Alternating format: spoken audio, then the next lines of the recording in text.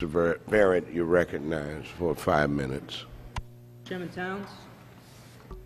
Chairman Towns, Ranking Member Issa, and other distinguished members of the committee, I want to thank you for the opportunity to testify today. My name is J.W. Verrett. I'm an assistant professor of law at George Mason Law School and also a senior scholar at the Mercatus Center Financial Markets Working Group. I also serve as the lead investigator for the Corporate Federalism Initiative, a network of scholars dedicated to studying the intersection of state and federal authority in corporate governance. My focus today will be the trust document set up by the New York Federal Reserve Bank to manage the U.S. taxpayers' investment in AIG. Make no mistake, this document represents a grave risk to the American taxpayers' $180 billion investment in AIG. I am also concerned by the AIG trust because of the precedent it sets. Secretary Geithner has announced his intention to create another trust to manage the Treasury's investment in Citigroup, as well as other TARP participants. If the AIG trust, crafted during the Secretary's tenure as President of the New York Fed, is used as a model for these new entities, the risk to taxpayers will be multiplied many times over. My concerns are structural and in no way directed at the trustees themselves. By all accounts, they are professionals of the highest caliber, and their nation owes them a debt of gratitude for their generous service in this time of economic crisis. Today, my focus will be the three most troubling provisions of the AIG trust. One requires the trustees to manage the trust in the best interest of the Treasury rather than the U.S. taxpayer specifically. Another offers generous protection against liability for the trustees, and a third permits the trustees to invest personally in investment opportunities that may otherwise belong to AIG. The first dangerous provision is Section 3.03a.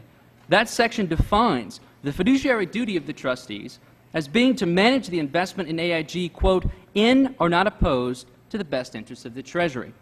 In other financial entities tasked with managing wealth on behalf of others, the fiduciaries must manage that wealth to maximize value for their beneficiaries.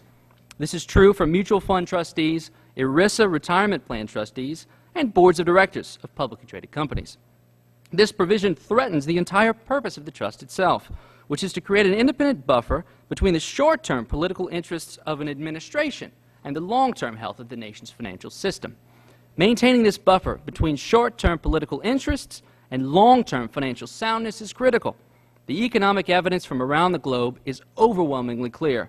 Political ownership in private banks and financial companies results in lower GDP growth, increased need for subsequent government bailout, and politicized lending practices.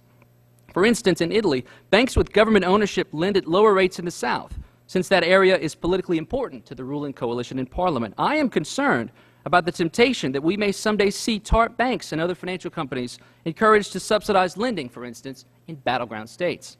This is why requiring the trustees to manage the trust in the best interest of the Treasury and not the U.S. taxpayer is so very dangerous. A second provision in the trust that I find troubling is the corporate opportunity provision located in Section 3.05b. Typically, fiduciaries are prohibited from stealing investment opportunities that they learn about through their performance as a fiduciary or trustee and using those opportunities for themselves. The AIG trust permits the AIG trustees to potentially secretly invest personally in investment opportunities they learn about through their performance as trustees without the necessity to even inform or seek permission from AIG or the Treasury or the Federal Reserve. This strikes me as unnecessary and particularly dangerous given the potential for the AIG trust to serve as a model for other similar documents. A third threat to the American taxpayer located in this trust document are the indemnity and immunity provisions of Sections 3.03a and 3.03d. These stand out as the most generous liability protections I have ever seen offered to managers of wealth and represent significant deviations from standard and best practice in corporate governance. Under no circumstances are public companies permitted to indemnify directors for bad faith actions or actions not in the best interest of their beneficiaries. The AIG trust has no such limitation on trustee indemnification. I am aware of no ERISA or mutual fund trustee or director of a public company granted such a generous immunity from liability to their beneficiaries as the AIG trustees are in fact afforded. And I can see no good reason why those best practices should not apply here. In short, a trust in which the trustees cannot be held accountable by their beneficiaries isn't much of a trust at all. It is vital that when an organization manages wealth on behalf of others, the ship's compass always point in the right direction, no matter who stands at the helm. For this reason, I am recommending that the flaws in this document be revised and at very least not repeated in future trusts set up by the Treasury. I thank you for the opportunity to testify, and I look forward to answering your questions.